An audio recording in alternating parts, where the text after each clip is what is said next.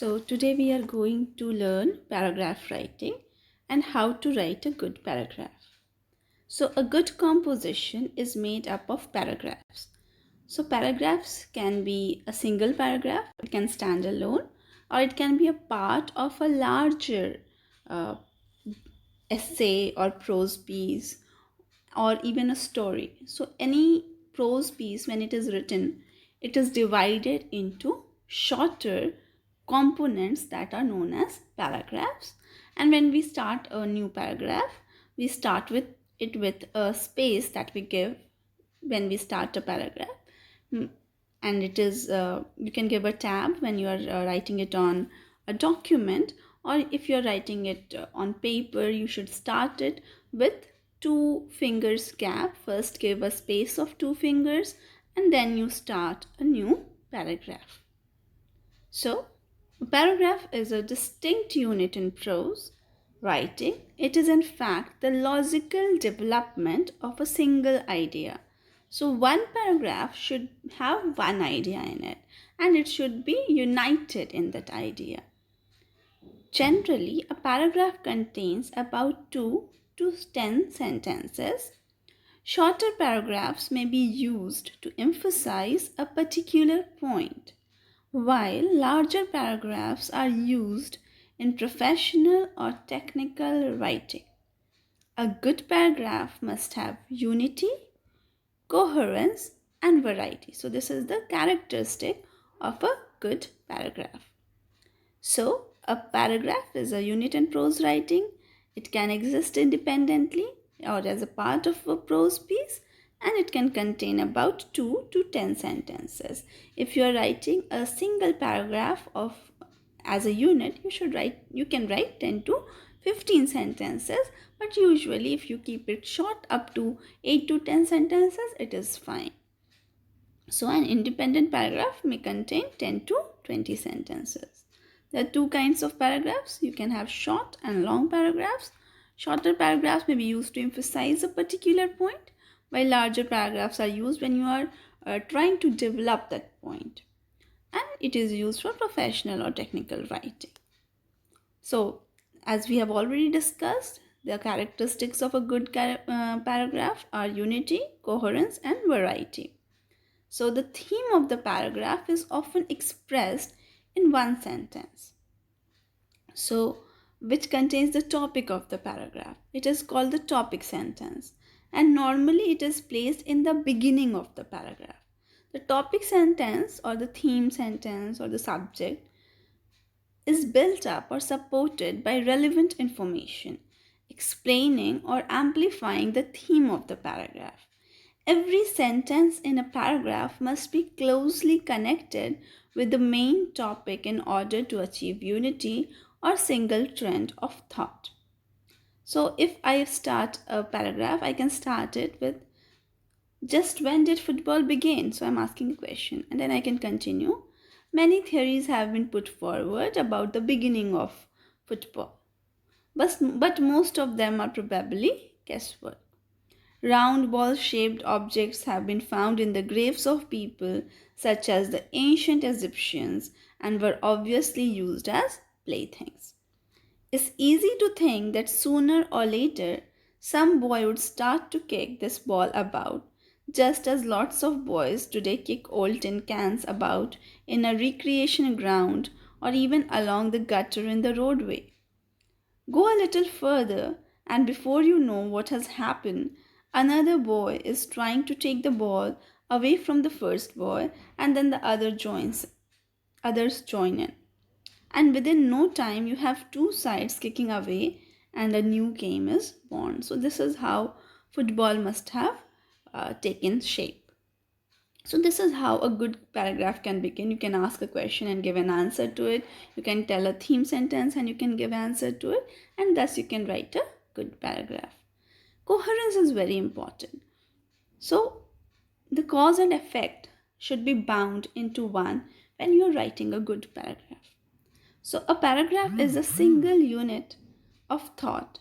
The ideas in it must be so arranged as to make their logical relation very clear. Thus, every sentence should be linked to the one that goes before. There are four significant devices which help to maintain coherence in a paragraph. They are pronouns, repetition, synonyms, and linking words. Pronouns. A pronoun is a substitute for a noun and it serves as a reminder of the noun in the various sentences, in the previous sentences. And the use of pronoun in this way helps to maintain continuity of thought. So if I say that Ram is a boy, then we can continue with he loves to play cricket. So we are continuing with a pronoun and we just move forward in that way. So we can use pronouns, repetition, synonyms, and connectives for coherence to show the cause and effect. So you can look at this paragraph. In films, sound effects play the part of words. For example, the sound of footsteps followed by the slam of a door are phrases that carry a certain amount of information. Once the sounds are prefaced or followed by a line of dialogue, the sentence is complete. We know who is performing the action and why, and a clear picture is formed in our mind's eye. Sound effects also play the part of words when they set a scene or establish a mood, a function often performed by music. They may even serve as figures of speech or metaphors, a character in drama. In radio, as in film, fade outs and fade ins form part of basic grammar. Such devices may be used simply as punctuation to mark time lapse or a change of location. Their most valuable function, however, is not to punctuate but to add perspective to a scene by gradually increasing or diminishing the volume of a sound. For example, the producer can create an illusion of movement in space. So, this is how you can write a paragraph with coherence. Then you can use variety also within the paragraph. So, a good paragraph keeps the interest of the reader. So, it should be interesting. It avoids monotony, so it shouldn't be very boring, by having a recourse to a variety of sentences. So, you can play with words. You can use the figures of speech, you can use alliteration, you can use proverbs, you can use idioms and phrases to make your paragraph interesting. The writer ensures that he uses both short and long sentences and sentences of different structures. So you can read the following or you can hear the following paragraph and examine how the author maintains variety. The topic sentence is developed by using the technique of enumeration, that is, by enumerating some of the ways in which a scientific society can be stable. Note the use of the connectives, such as the first of these, the second condition, the third condition, the fourth condition. My conclusion is that a scientific society can be stable given certain conditions. The first of these is a single government of the whole world, possessing a monopoly of armed force and therefore able to enforce peace. The second condition is a general diffusion of prosperity, so that there is no occasion for envy of one part of the world by another. The third condition, which supposes the second fulfilled, is a low birth rate everywhere, so that the population of the world becomes stationary or nearly so. The fourth condition is the provision for individual initiative, both in work and play, and the greatest diffusion of power compatible with maintaining the necessary political and economic framework. So, we were discussing about unity and coherence, and we discussed that how we can do it through pronouns. So, we have to, if we have to connect one sentence to another, we can use pronouns like Ram and Sham can be substituted by they, or our class can be substituted by we. So, in that way, you can use pronouns and you can connect the sentences. Then you can use repetition. The repetition of some specific words or ideas serves to make the paragraph coherent. Besides emphasizing the author's point of view, However, repetition should not make the paragraph monotonous. So you can repeat the idea that I want to say this, but you have to have variety within it also. So if you are saying something and you want to add something, you can use a different word, a different sentence structure, and you can put it in a very nice way. Like you can use various figures of speech, you can use personification, metonymy, synecdoche.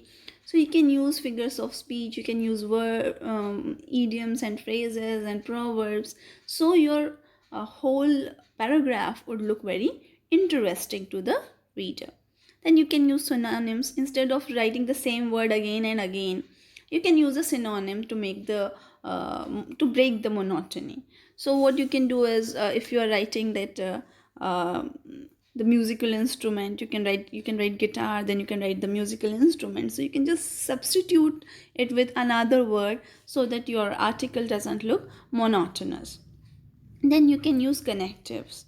Connective words or phrases are used at the beginning of a sentence to show a relationship between the sentences in a paragraph.